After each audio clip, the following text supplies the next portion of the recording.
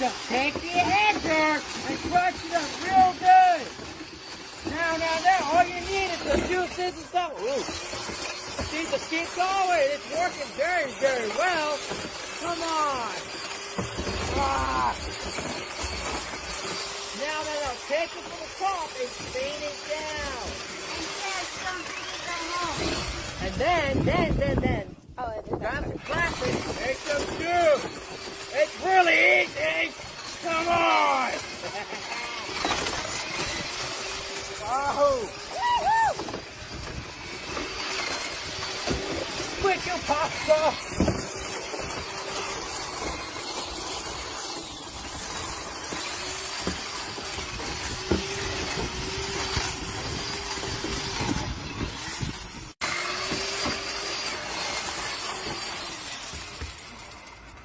That's how you make